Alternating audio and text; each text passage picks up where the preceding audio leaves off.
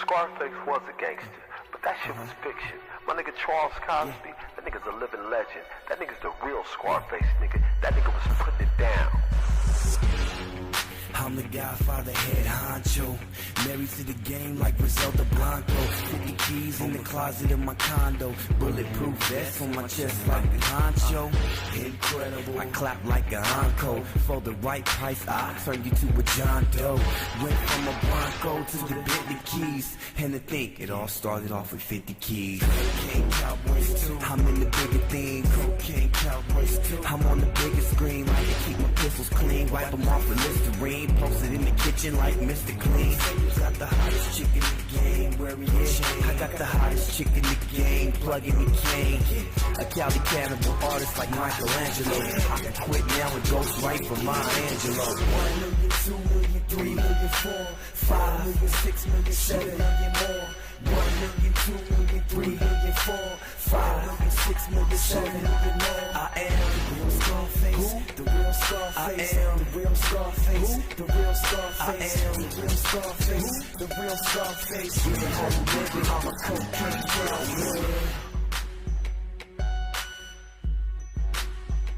We're actually going to Brookfield Village. This is where I resided from the age of 8 months old. That's where Oakland starts on 98th, and that's also where Brookfield is, 98th Avenue. The middle class in Oakland lives mainly in the hills overlooking the city. The poor, mostly Negroes, live in the city. Brookfield was a relatively safe community where neighbors watched out for neighbors, a close-knit community of about 5,000 residents. Everyone knew one another on a first-name basis, low crime rate, many black-owned businesses. So basically, it was a very thriving community financially. This is where it all started for me. This is home.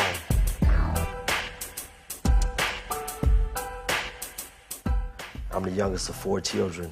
We were an idyllic family. My father, from what I've been told, he was a good family man up until that time, but he led a secret life. He led a double life. When it came out that my father was a homosexual, my mother happened to pick the phone up one evening while he had a telephone call, so she heard him speaking explicitly to another man on the phone, how he would suck his dick, you know, and how he's going to let him fuck him in his ass or whatever. So at that point forward, the marriage dissolved and so did our lives. I actually remember the night that my parents broke up. I was actually in my playpen. It was dark outside. I was 28 months old. My sister, I believe, was maybe 13 at the time. My brother below her was 11.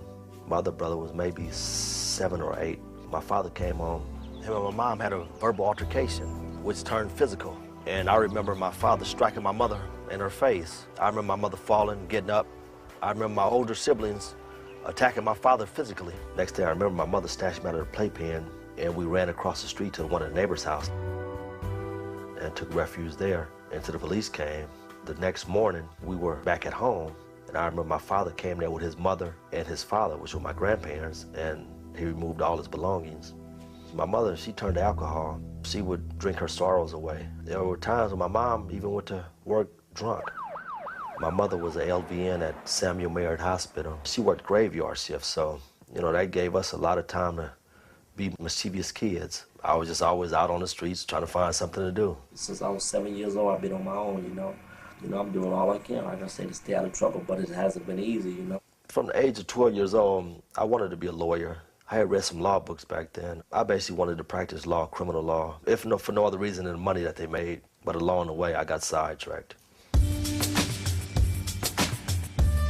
Well, once I hit the 12th grade, about the middle of my senior year, that's when crack cocaine really hit the Oakland streets. In the alphabet of illegal drugs, few have become so popular, so potent, so addictive, so fast as what's known on the street as crack.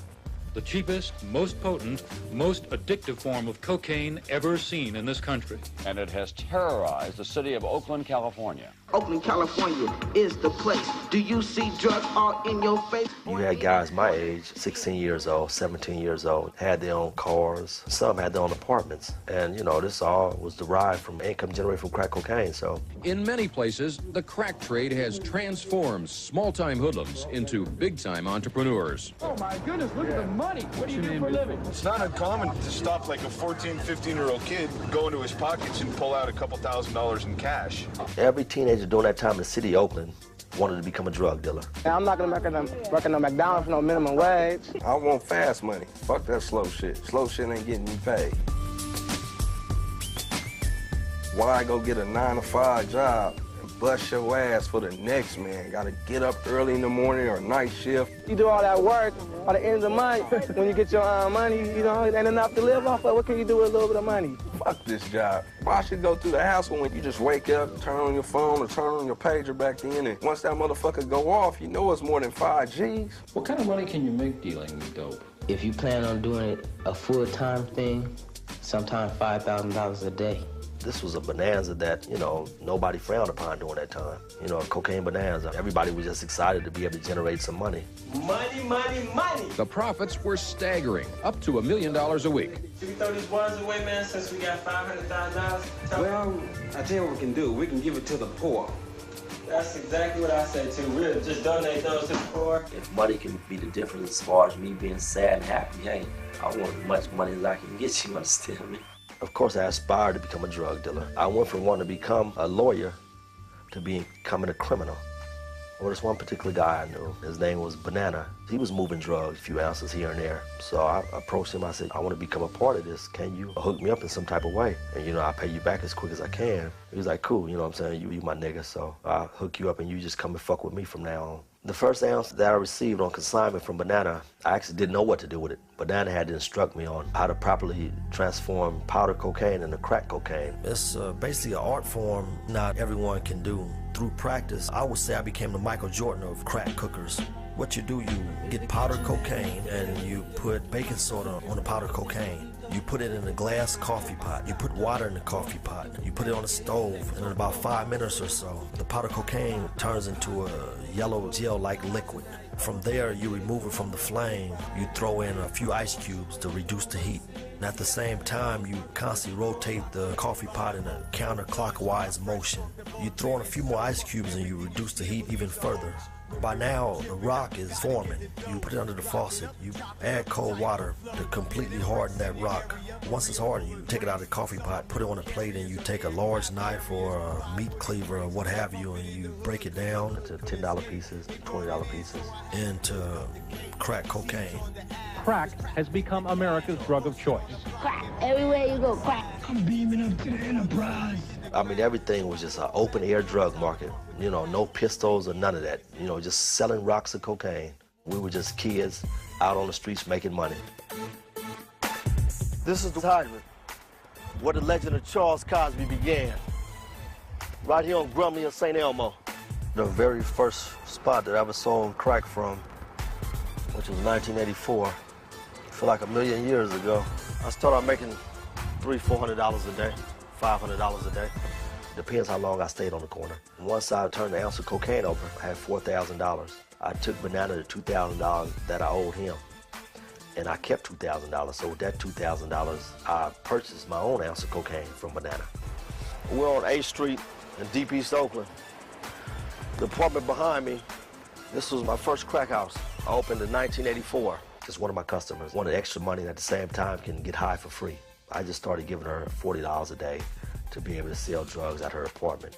From this location, I opened additional crack houses. So in 6 months' time, I controlled 3 crack houses. So I started generating $1,000 every 2 days. And that's after 6 months of dealing. It was like going from a hot dog stand to open up a restaurant. I mean, everything was just smooth selling. I gotta get it while I can because there ain't no guarantee it's gonna be there tomorrow. You know, it's no guarantee that I'm gonna wake up tomorrow, but I'm gonna do all I can, you know what I'm saying, to survive.